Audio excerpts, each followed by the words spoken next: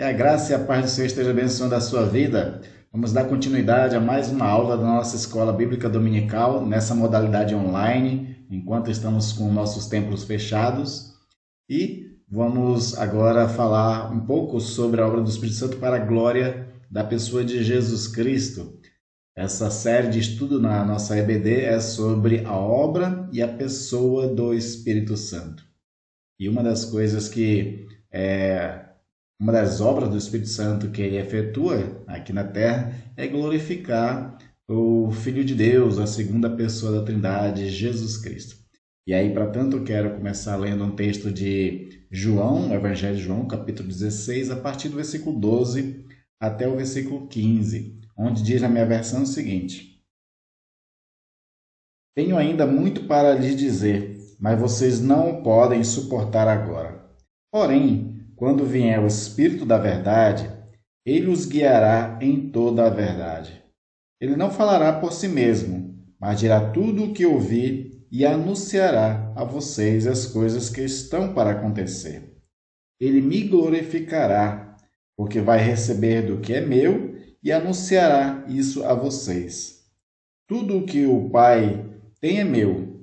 Por isso, eu disse que o Espírito vai receber do que é meu e anunciar isso a vocês. Então, nesse texto aqui fica muito claro que o Espírito Santo vai glorificar Jesus, é uma das obras do Espírito Santo, como diz o versículo 14, a ênfase é: Ele me glorificará. E é sobre isso que nós vamos estar um pouquinho. Mas vamos pedir que o Espírito Santo também nos ilumine o coração para que o conhecimento que adquirirmos redunde em glória ao Senhor e Salvador Jesus Cristo. Oremos. Pai amado e querido, mais uma oportunidade temos, ó Deus, de estudarmos a Tua Palavra. E eu te peço, ó Deus, que nós sejamos conduzidos pelo Espírito Santo, pela luz que ilumina, Senhor, os corações, as mentes e faz conhecido as Tuas verdades. Que tais verdades, ó Deus, sejam aprendidas e elas façam morada em nossos corações, transformem o nosso ser, de tal forma que vivamos uma vida que glorifique o nosso Senhor e Salvador Jesus Cristo. Nos conduz, Senhor, nesse momento. Em nome de Jesus. Amém. Amém. Uma das coisas que é muito interessante nós observarmos é que Jesus ele teve uma dupla glorificação. A primeira glorificação foi nos céus, quando depois de morrer e ressuscitar, ele ascende aos céus e ele é glorificado nos céus. Mas também o Senhor Jesus ele é glorificado na terra, ele recebe aqui na terra, né, glórias dos homens quando o Espírito Santo atua por meio da igreja e através do seu povo. Então isso é muito interessante. Por exemplo, nós vamos ver lá em Filipenses um texto bem conhecido dessa glorificação que Jesus recebe ao chegar aos céus. Por exemplo, lá diz o seguinte: ele se esvaziou, é Filipenses 2, versículos 7 a 11. Né? Ele se esvaziou, assumindo a forma de servo, tornando-se semelhante aos seres humanos. Aqui fala da encarnação de Jesus. E reconhecido em figura humana, ele se humilhou, tornando-se obediente até a morte e morte de cruz. Por isso, também Deus o exaltou sobremaneira e lhe deu o nome que está acima de todo nome, para que ao nome de Jesus se dobre todo o joelho nos céus, na terra e debaixo da terra. E toda língua confesse que Jesus Cristo é o Senhor, para a glória de Deus o Pai.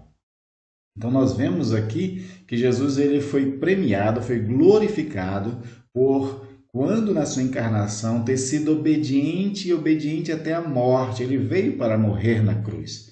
Ele veio para ser o sacrifício, o Cordeiro de Deus que tira o pecado do mundo.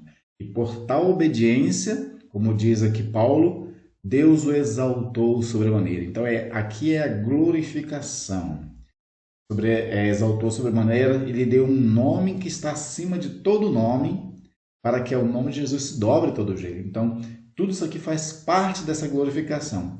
E onde aconteceu isso? Nos céus, na terra e embaixo da terra. E toda língua, né, confesse que Jesus Cristo é o Senhor, para a glória de Deus, o Pai. Então, nós vemos essa glorificação na ascensão de Jesus. Glorificar é manifestar a excelência e os valores ocultos de Jesus. Jesus, ele é sobremodo excelente. E ele tem valores e riquezas. Paulo fala isso, né? De que em Cristo Jesus está escondido todas as riquezas da sabedoria e do conhecimento de Deus. Então, quando se manifestam isso glorifica tanto a Jesus como a Deus. Então, na ressurreição, Jesus recebe um corpo glorificado e ele é exaltado nessa ascensão. Os anjos o adoram nos céus por conta dessa glória que ele recebe, dessa exaltação que ele recebe, dessa posição nova que ele recebe, como ele diz aos discípulos já no final de Mateus, capítulo 28, ele diz assim: toda autoridade me é dada nos céus e na terra. Então lá os anjos o adoram. Por exemplo, nós temos um dos registros da adoração nos céus a respeito da pessoa de Jesus, lá em Apocalipse 5, versículo 12, onde diz assim: digno é o Cordeiro que foi morto de receber o poder, a riqueza, a sabedoria, a força, a honra, a glória e o louvor. Então, de fato, Jesus ele recebe toda essa adoração nos céus. O Filho, Jesus Cristo, ele não busca a glória para si mesmo. É o Pai que o glorifica nos céus e o Espírito o glorifica em nossos corações e aqui na terra. Então, a obra do Espírito Santo tem a ver com isso, com essa glorificação. E é interessante que Paulo ele nos chama para a gente começar a ter essa visão de Jesus de um ser glorificado. Porque até então, enquanto os textos estavam sendo escritos, muitos o conheciam ainda em carne, quando ele tinha vida em carne, sabiam a história dele, do testemunho, da morte, sabiam tudo. Mas Paulo ele quer agora que depois da ressurreição de Jesus nós tenhamos um outro conhecimento dele, já dele ressurreto e dele glorificado. Por isso que ele vai dizer, por exemplo, lá em 2 Coríntios 5,16, o seguinte: portanto, se antes conhecemos Cristo segundo a carne, já agora não conhecemos deste modo. Já não é mais para conhecer Jesus enquanto ao ser humilhado na carne, como ele tinha se referido a Jesus em Filipenses, na vinda, né? Quando Jesus ele veio em carne, veio em forma de humilhação, semelhante aos seres humanos. Ele veio naquele estado de fragilidade humana, e também ele veio numa certa humilhação no sentido que ele não era um rei soberano, não era um todo-poderoso aqui na terra. E, na verdade, ele é aquele que veio, é o rei que veio sentado no jumentinho, entrando em Jerusalém, naquela passagem dos evangelhos, quando fala que Jesus ele entra em Jerusalém sentado no jumentinho, ali mostra toda a humilhação, toda a humildade da forma como Jesus veio naquele momento. Mas após a morte e a ressurreição, Jesus se torna o Rei dos Reis, Senhor dos Senhores, ele tem toda a autoridade nos céus e na terra, e aí Paulo nos convoca para nós agora conhecermos ele não segundo mais a carne, mas agora segundo o Jesus ressurreto e glorificado. Para que, ao conhecermos ele como glorificado, nós rendemos a ele toda a adoração, todo o louvor, a gente venha se render diante dele como um ser glorificado. Por isso que Paulo vai também dizer em 1 Coríntios 12, 13 o seguinte: ninguém pode dizer Senhor Jesus, senão pelo Espírito Santo. Essa aqui é a ideia. Agora de chamar Jesus de Senhor, que no grego a expressão Senhor quer dizer Kyrios, e Kyrios é uma palavra grega de uma importância muito grande, porque era o nome que era dado para imperadores, para realmente alguém muito poderoso. Então é assim que nós temos que chamar Jesus. E Paulo está dizendo que ninguém chama Jesus de Senhor se não for pelo Espírito Santo, porque o Espírito Santo é que contribui e colabora para a glorificação de Jesus, para que Jesus seja reconhecido como um ser glorificado. Então nós vamos tratar sobre isso hoje. E aí o primeiro ponto que nós precisamos entender, para que nós possamos estudar e ver como o Espírito Santo glorifica Jesus, nós temos que entender que nós somos vasos de barro E o Espírito Santo, que foi enviado à Terra, como nós já estudamos, ele faz habitação na igreja, faz habitação na vida individual do crente, mas o compromisso dele não é glorificar a igreja e nem glorificar o crente, o ministro, né, do evangelho ou uma liderança evangélica. Não. Ele tem como glorificar a Deus. Por quê? Porque nós somos vasos de barro. Nós somos os instrumentos de Deus. A glória não tem que ser dada para nós, mesmo porque também, como sabemos no Antigo Testamento, o Senhor já tinha dito, né, os profetas diziam também que o Senhor ele não empresta a sua glória para ninguém. Veja só, por exemplo, que o Salmo diz, lá no Salmo 115, versículo 1, não a nós, Senhor, não a nós, mas ao teu nome dá glória, por amor da tua misericórdia e da tua fidelidade. O salmista reconhecendo que, como seres humanos, a gente não tem que ser glorificado, nem se exaltar, nem se ensoberbecer, não tem que postar, né, de pessoa melhor do que ninguém. Ele diz, não a nós, Senhor, mas ao teu nome da glória. Esse entendimento que só Jesus, só Deus merece a honra, a glória, o louvor, a exaltação e todas as coisas, foi entendido, por exemplo, pelo João Batista. João Batista, ele foi um grande profeta. Jesus disse que de Abel a João Batista, de alguém nascido de mulher, não teve ninguém maior do que João Batista, né? De Abel a João Batista não teve ninguém maior do que João Batista. E se o João Batista era considerado por Jesus mesmo um grande profeta, o próprio João Batista vai reconhecer que ele não é nada, ele é só um precursor, ele é só uma testemunha, o amigo do noivo que veio para anunciar o noivo. Então você tem esse registro, por exemplo, lá em João, capítulo 3, versículo 30 e 31, dizendo o seguinte: convém que ele cresça e eu diminua. Quem vem das alturas certamente está acima de todos. Quem vem da terra é terreno e fala da terra. Quem veio do céu está acima de todos. Então ele faz uma referência a Jesus, que Jesus veio do céu, se ele veio do céu, então ele está acima de todos. Quem veio da terra é terreno e fala das coisas da terra. Mas Jesus ele veio do céu, está acima de tudo, e por isso ele, João Batista, diz: convém que ele cresça, o ministério dele agora ganhe mais proeminência, mais reconhecimento, e o meu diminua, porque o meu papel eu já fiz, que era apontar para ele, que era preparar os caminhos do Senhor, e o Senhor é Jesus Cristo. O João Batista ele tem esse entendimento muito claro no ministério dele, que ele não deveria chamar glória para si. Diferente de muitos homens e mulheres, né, vamos colocar assim, diferente de muitas lideranças que almejam sucesso, almejam fama, se tornam orgulhosos, se tornam pessoas que buscam cada vez mais essa proeminência. Então você, por exemplo, antigamente, quando iniciava uma igreja, né, então era igreja, aí tinha o nome da igreja se tornava uma nova denominação, né? Hoje em dia, já de uns anos para cá, agora quando abre uma nova igreja, está lá, Ministério fulano de tal. É como se aquela igreja fosse relacionada à salvação daquele ministro, aquele ministro que é a solução para todas as coisas, aquela pessoa lá que é o bambambam, é ela que vai resolver todos os problemas. E às vezes, no máximo que acontece é isso mesmo. Às vezes são lideranças carismáticas que têm uma grande habilidade com pregação, conhece bastante sobre técnica de autoajuda e vai ajudando as pessoas com essas coisas.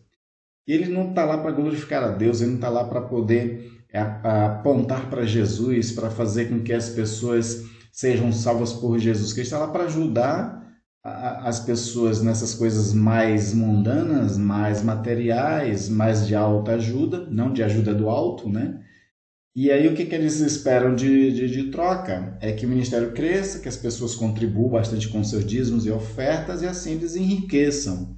Então todo ministério fulano de tal, você pode ver que são pessoas que visam muito dinheiro, eles pedem muito dinheiro, eles desafiam as pessoas a terem fé ali, mas não uma fé na pessoa de Jesus Cristo, mas uma fé baseado, tipo assim, de tanto que você vai receber sua bênção. Então a pessoa faz o depósito de fé, né? Ela desafia a fé pela oferta que ela está dando. E aí, às vezes, cita o nome de Jesus somente para ter um desencargo de consciência, né? Já que é uma igreja, né? Mas o que eu estou trazendo aqui é que muitas pessoas se enganam, né? O próprio líder se engana, ele buscando fama, buscando muitos seguidores, ainda mais hoje em dia nas redes sociais. Quanto mais seguidores, isso gera recursos financeiros para aquela pessoa seguida, né, nas redes sociais. Então eles ficam atrás de muitas pessoas e aí sempre é voltado para dinheiro. Aí tem toda uma performance, todo um jogo de marketing, tem um monte de coisa. Eles usam uma linguagem que é chamado de demagogia, né? Demagogia é dizer o que o povo gosta, né? É o que as pessoas gostam de ouvir. Então, se as pessoas têm tendência a gostar de sucesso, de riquezas, coisas, eles vão usar essas expressões. Eles sabem muito bem se comunicar com o seu público e por isso cresce, e eles estão interessados só nisso. Mas o Espírito Santo ele não tem compromisso com a glória de homens e muito menos compromisso também com a glória da igreja. E quando eu falo igreja aqui, eu estou falando da denominação. Então não existe uma denominação melhor do que a outra. Não existe aquela denominação em que o Espírito privilegia e derrama mais poder e abençoa mais do que outra igreja. Não. Todas as igrejas que professam Jesus como Senhor e Salvador, todas as igrejas que buscam sinceramente viver pela palavra de Deus, que tem uma espiritualidade saudável, todas essas o Espírito Santo se derrama abundantemente. Toda pessoa que busca Deus para poder ser usado para a obra, para fazer a missão, para cumprir o propósito de Deus, o Espírito Santo enche plenamente essas pessoas. Então não existe uma escolha, vou escolher aquele ali e vou exaltá-lo. O Espírito Santo não faz isso, mas o Espírito Santo ele está somente para glorificar a Deus. Então nós vamos ver, por exemplo, Paulo fala um pouco sobre isso em 2 Coríntios 4, 7, quando diz o seguinte, temos, porém, este tesouro em vasos de barros, para que a excelência do poder seja de Deus e não de nós. O que Paulo está dizendo aqui é que nós somos esses vasos de barro, quebrável, né? que não tem muito prazo de validade, muito tempo de validade. Para quê? Para que a excelência do poder, a glorificação, nunca seja nossa, seja de Deus. O poder é de Deus. Ele usa através de nós para abençoar vidas. Não para que a gente seja exaltado quando é usado por Deus. Mas Paulo fala ainda em 2 Coríntios 10, versículos 17 e 18 o seguinte: aquele, porém, que se glorie, glorie-se no Senhor, porque não é aprovado quem a si mesmo se louva, e sim aquele a quem o Senhor louva. É muito interessante esse texto aqui, dizendo que não é aprovado quem a si mesmo se louva. Eu já vi muitos pregadores, líderes, que têm ministério de cura, inclusive, se gabando, se exaltando, dizendo que mais poderoso do que o outro, não sei o que. Isso tudo ele fala para poder chamar mais pessoas para o seu ministério, para a sua igreja, para lotar, para dar mais recursos financeiros, né? E uma dessas vezes que uma pessoa se ensoberbeceu, se encheu de glória para si mesmo, ele diz assim, olha, vocês estão vendo quanto a gente está sendo curado e olha que eu nem jejuei, né? Ele falou assim de forma debochada, sabe? Isso mostra que estava buscando glória para si mesmo, né? E nós temos que entender que nós não somos aprovados por Deus quando a gente chama para si mesmo a glória, quando a gente se louva. E sim aquele a quem o Senhor louva. E nós temos a função de louvar a Deus. Por isso que Paulo vai dizer em 1 Coríntios 3:21 o seguinte: portanto, ninguém se glorie nos homens. Então a gente não tem que se gloriar, a gente não tem que se gloriar outros homens, exaltá-los, né? Para a gente ter um entendimento disso e a gente fechar essa parte. Lembra, por exemplo, no início de 1 Coríntios, quando Paulo está falando de que os coríntios eles são meninos da fé, eles são carnais, porque eles tinham brigas e facções, eles tinham partidarismo dentro da igreja. Então tinha pessoas dentro da igreja que elas eram seguidoras de Paulo. E aí elas criticavam os seguidores e as pregações de Pedro e de Apolo. Aí, por outro lado, também seguidores de Pedro não atentavam para nada, né, e era contrário ao partido de Paulo e de Apolo. E os seguidores de Apolo da mesma forma. E nós sabemos que Deus ele institui liderança, ele levanta liderança na igreja. Só que essa liderança que ele levanta são instrumentos. Como o próprio Paulo fala a respeito. Quem é Pedro? Quem é Paulo? Quem é apóstolo? São servos que Deus usa para abençoar a vida de vocês.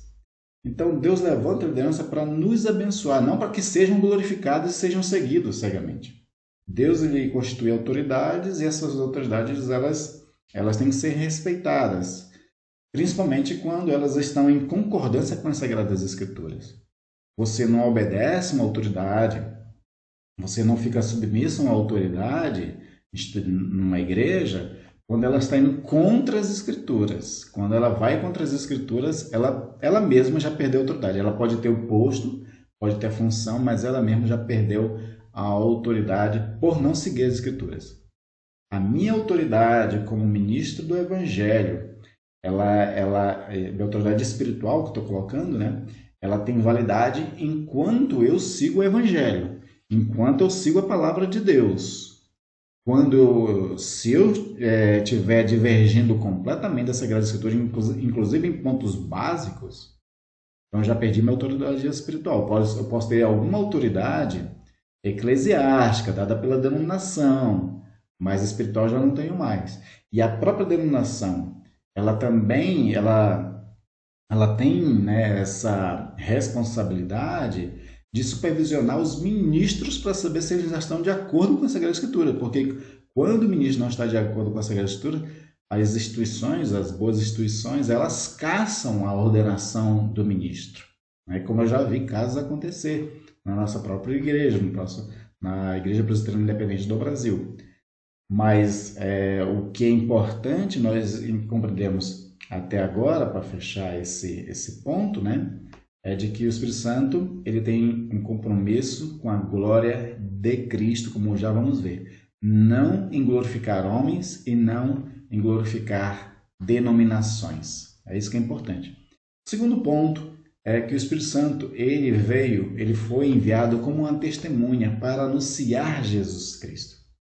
Porque Jesus deu incumbência aos apóstolos, mas nessa incumbência aos apóstolos que ele dá, tem que ter a ação do Espírito Santo, porque senão as pessoas elas não adentram a fé pela pregação sem a ação do Espírito Santo. Mesmo que os apóstolos tenham recebido a incumbência de serem testemunhas de Jesus, se eles fizerem isso a parte do Espírito Santo, sem a atuação do Espírito Santo, como nós vemos claramente a atuação do Espírito Santo em Pedro, em João, em todos os apóstolos, está bem documentado isso em Atos dos Apóstolos, como também na vida de Paulo. Paulo fala aos Tessalonicenses que ele não foi lá em sabedoria humana, mas em poder e no Espírito. Quando fazemos sem a ação do Espírito Santo, a nossa pregação ela não tem efetividade nenhuma na vida do ouvinte. Ela passa a ser só letra, né? Mas é com a atuação do Espírito que há a conversão. Porque essa era uma das funções do Espírito Santo. Quando o Espírito Santo viesse, ele ia convencer os homens do pecado, da justiça e do juízo. Então, nós vamos ver então que o Espírito Santo ele veio para ser esse testemunha, como nós lemos em João 16, versículo 13 e 14, diz o seguinte, quando vier, porém, o Espírito da verdade, ele vos guiará a toda a verdade. O Espírito ia guiar os próprios apóstolos à verdade, porque não falará de si mesmo, mas dirá tudo o que tiver ouvido e vos anunciará as coisas que hão de vir. Então, os próprios apóstolos, além do que eles ouviram de Jesus, eles iam receber mais do Espírito Santo, porque Jesus, como nós lemos no versículo 12, né, diz assim, tenho muito para vos dizer, mas vocês não podem suportar agora. O Espírito Santo, quando vier, vai anunciar essas coisas e vai dar uma compreensão melhor para você. É isso que ele está dizendo. E aí o Espírito Santo anunciará para os próprios apóstolos, os apóstolos anunciam para os outros na força e no poder do Espírito. Aí em João 15, 26 também fala o seguinte, quando, porém, vier o Consolador, eu vos enviarei da parte do Pai, o Espírito da verdade, que dele procede, esse dará testemunho de mim. E vós também testemunhareis, porque estáis comigo desde o princípio. Então ele fala desse Consolador, do Espírito Santo que vai vir, né, o Espírito da verdade, para dar testemunho de Jesus, né? E a expressão aqui do Espírito Santo como testemunho é a mesma expressão que os apóstolos vão receber de martírio, né? Martírio quer dizer testemunho. Na Bíblia, né, o termo grego fala sobre isso. Então, esse Paráclito, esse Espírito Santo, esse Consolador, ele é um testemunha da pessoa Jesus para anunciar Jesus.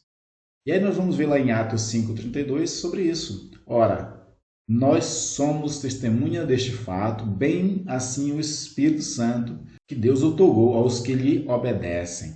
Então, você vê aqui que os apóstolos eles eram testemunhas, bem assim como o Espírito Santo, né?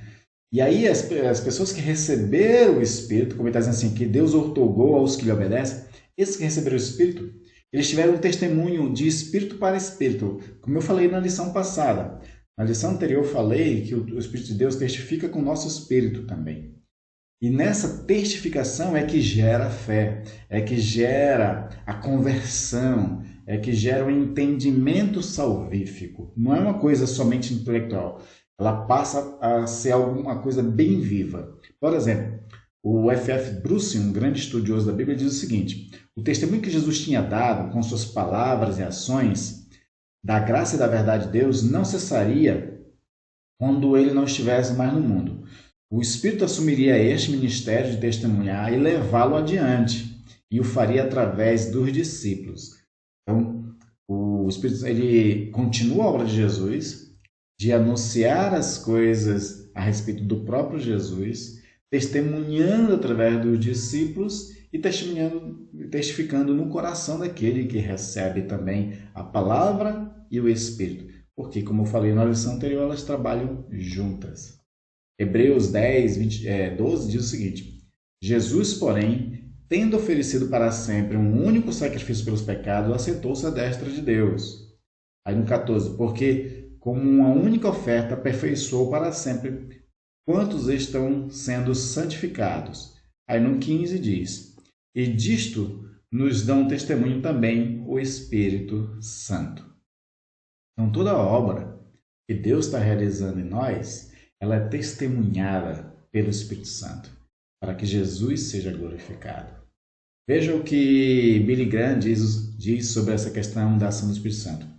A Escritura nos ensina que o Espírito Santo é testemunha do caráter decisivo e da suficiência da expiação de Jesus Cristo. Então, o Espírito Santo, ele definitivamente, quando ele testemunha, faz com que o seu testemunho seja suficiente para a nossa compreensão, né, e para o efeito da expiação de Jesus Cristo nas nossas vidas. É o Espírito que torna todas essas coisas reais na nossa vida, gerando experiência de fé, gerando experiência de salvação. Então, esse anúncio da pessoa de Jesus Cristo, esse testemunho da pessoa de Jesus que o Espírito concede, no final das contas, é sempre para cumprir esse objetivo da glorificação da pessoa de Jesus Cristo, como Jesus disse em João 16,14. Ele me glorificará, porque há de receber do que é meu e vou-lo há de anunciar. Quando a gente vai para Atos dos Apóstolos, capítulo 2, naquele momento do Pentecostes, por exemplo, as experiências que os judeus, aquelas pessoas todas que estiveram ali e receberam o Espírito Santo, é interessante que o texto vai falar de que eles falaram em línguas. O importante aqui da nossa análise não é essa questão assim do dom espiritual de línguas, mas o interessante é que quando eles começaram a falar em outras línguas, que existia pessoas ali de outras nações que entendiam, eles perceberam, né, e focaram nessas línguas que estavam sendo faladas pelos apóstolos que tinham acabado de receber o Espírito Santo, e eles estavam falando das grandezas de Deus.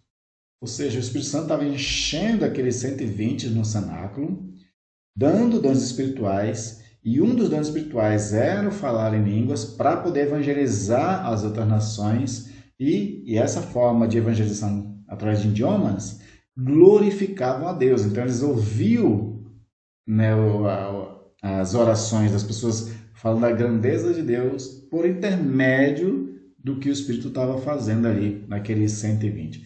Isso é interessante de observar, porque você vê já no primeiro derramamento do Espírito Santo em grande escala ali, né, que foram 120, depois foram aqueles 3.000 também que receberam, e quando eles recebem isso, o que sai dos lábios desses homens e mulheres que ali estavam orando no cenáculo era a grandeza de Deus. Eles exaltavam a grandeza de Deus, eles glorificavam a Deus e a pessoa de Jesus Cristo, né?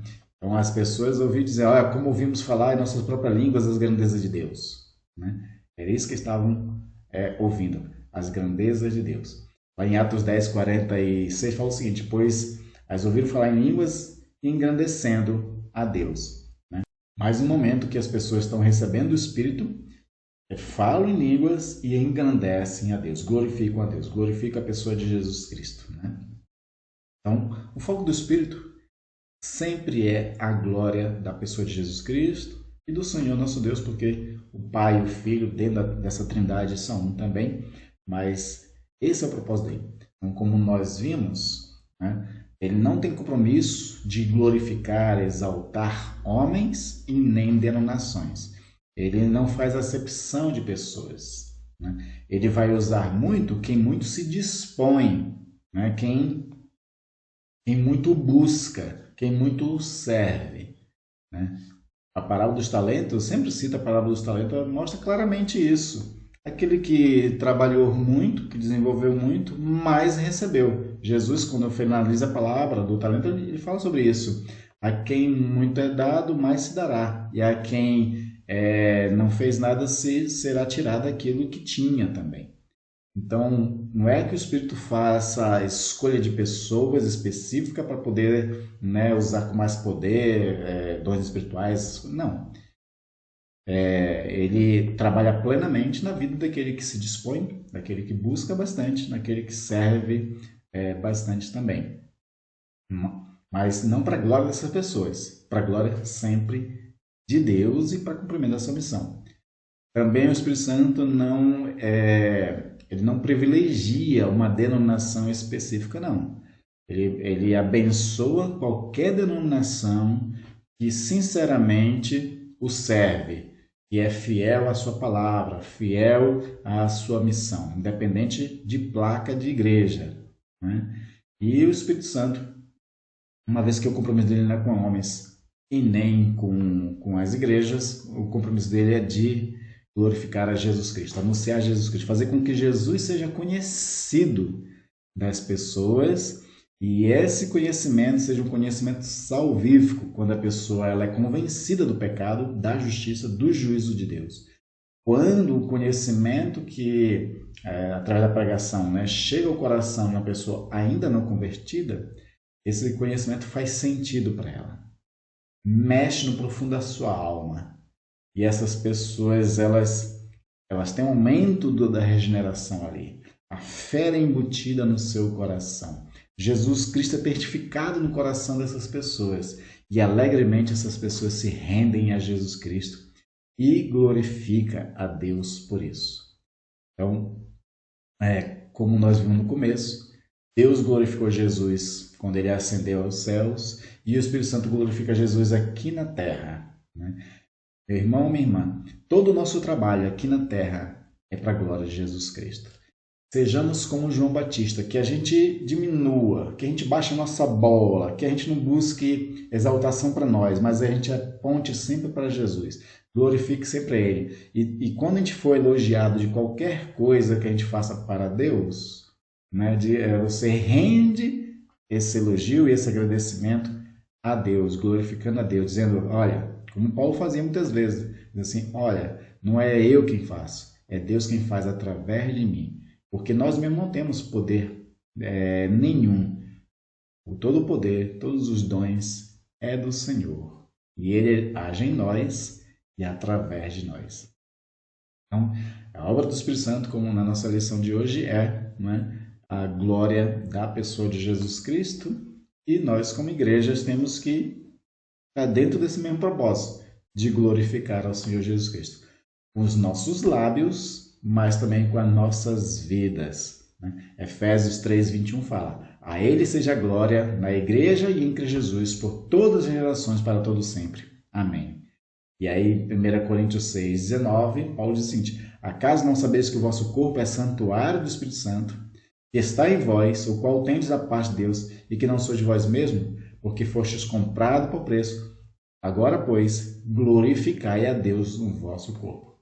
Então, nós temos que dar glória a Jesus Cristo e glorificá-lo através das nossas vidas também, com ações que glorifiquem a Deus.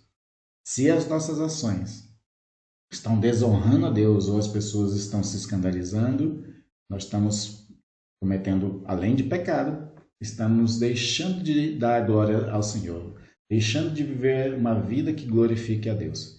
Então nós temos que glorificar a Deus não só nos nossos cânticos, nos cultos dominicais, mas temos que também glorificar a Jesus Cristo através da nossa vida. E o Espírito, ele está em nós para nos ajudar a glorificar Jesus.